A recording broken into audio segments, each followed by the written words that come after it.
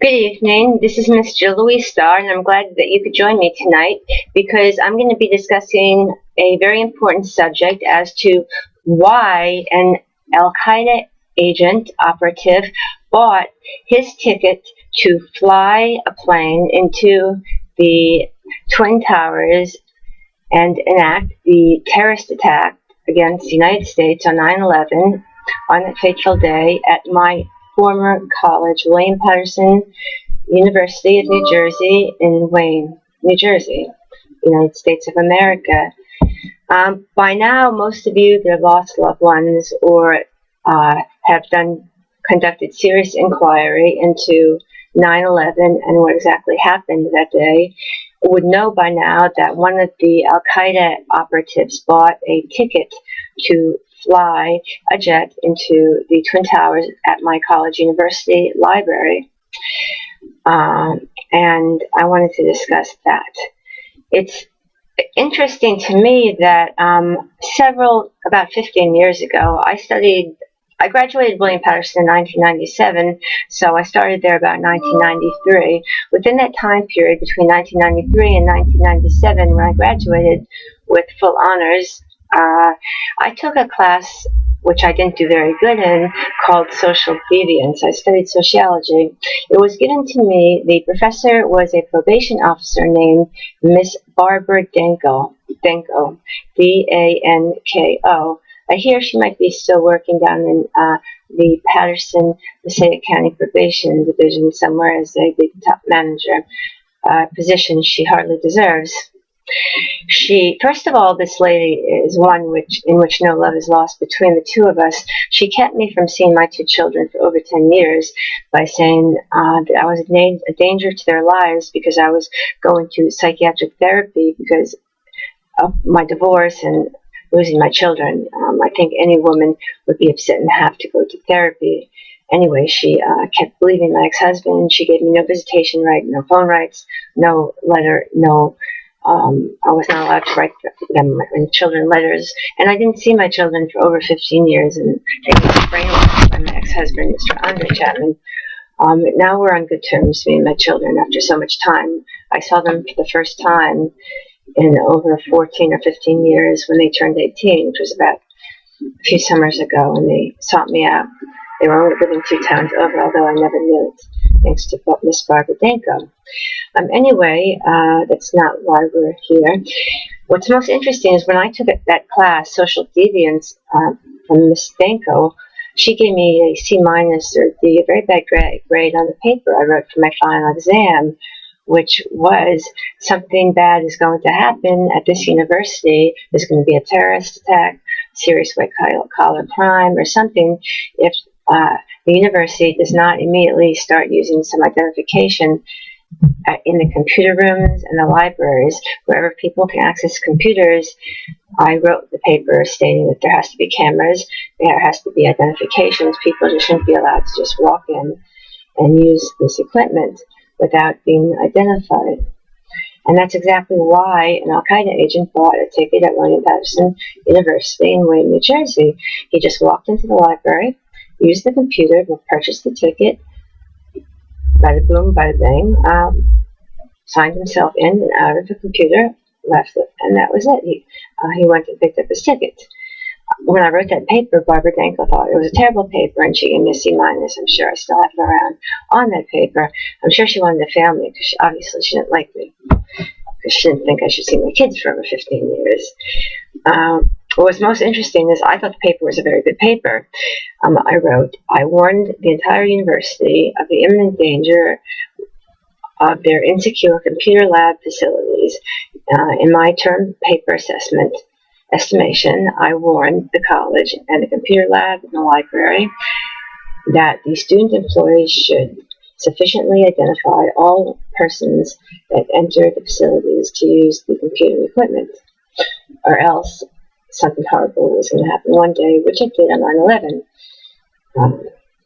When one of the 9/11 Al Qaeda agents actively attacking the World Trade Center Twin Towers bought the airline ticket at my former college by merely strolling into the insecure computer science facilities of college, buying the ticket, and like I said, walking out. Inquiring minds would like to know, Ms. Stanko, if you're still working in Paterson, New Jersey as a manager, top gun at the probation department, why didn't you think that paper had any credence to what was happening regarding Al Qaeda and imminent terrorist attacks, which occurred at 9/11 today? Also, during my studies at William Paterson University in Wayne, New Jersey, I had to call the State Department, and I also called the FBI during one of the intermissions of my class, because there was a radical Muslim in one of my class, and he told me that he was going to bomb the college. And this guy was serious. He wasn't fooling around. I wasn't fooled. I took him very seriously. I mean, I went to call the State Department in Washington, D.C., the FBI, this tried to do the CIA, all on a 10-minute break to tell him there's a guy in here, I don't know his name, but he intends to blow up his college. And, nobody took me seriously. The State Department said I'm just a nervous student. They hung up the phone on me. I called the FBI. They didn't even want to hear what I had to say. I don't even remember what was said that I was hung up on. I called Washington. I tried to get all the change I could to call Washington. There was no home security at the time, and nobody would listen.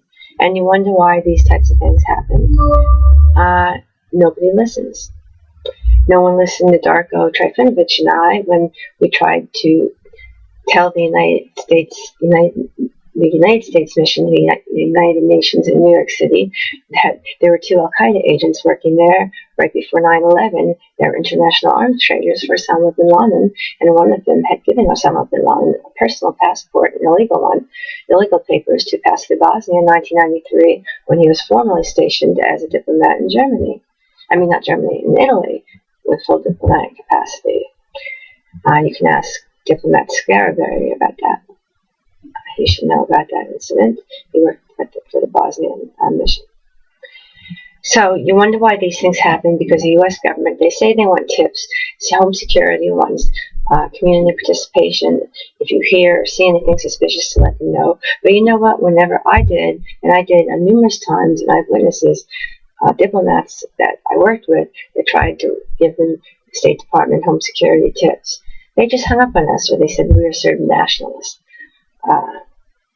In fact, I went to the Hebrew Society of North Jersey with information about Al Qaeda operatives working at the Bosnian mission. I was shunned away from the president of the Wayne, New Jersey office of the YMHA, where I swam in the pool every day. I mean, they're wonderful people. I love them dearly, but nobody listened. And maybe that's why 9/11 occurred, huh? Maybe the U.S. government should open their ears and close their mouths and listen to people and not judge them. And even if you're going to judge whoever's calling you, you should at least check out what we have to say. And I also further want to say that when I was, I'm a pain patient, as most of you know, and when I was attending Shams, what's his name? He's from Pakistan. Shams Qureshi. He's been prosecuted, and he lost his medical license. He used to have a place called the Pain Center of North Jersey in Clifton on Main Avenue. Me and Darko Trifunovich, the Serbian diplomat, he brought me there one day, and they gave me prescriptions because they were in cahoots.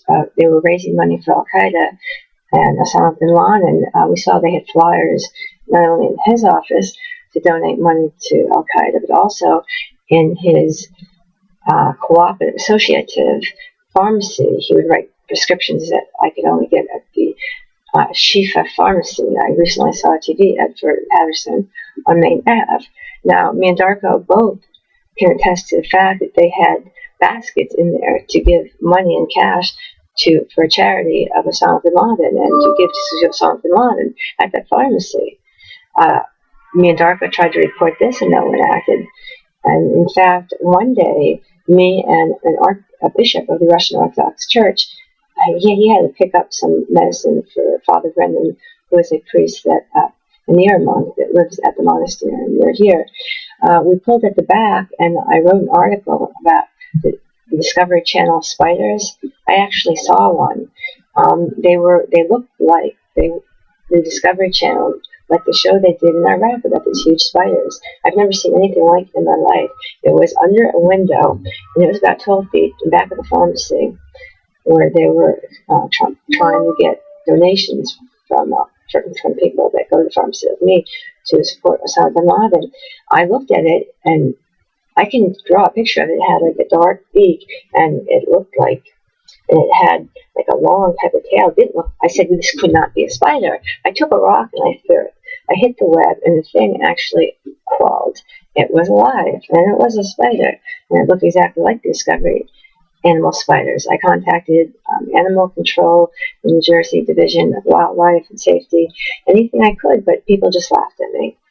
And I will take a polygraph test, and also Bishop John LaGue at the ONE Monastery witnessed it. He saw it. He ripped it out of his car. I said, look at that. Watch it move. I threw a rock at it.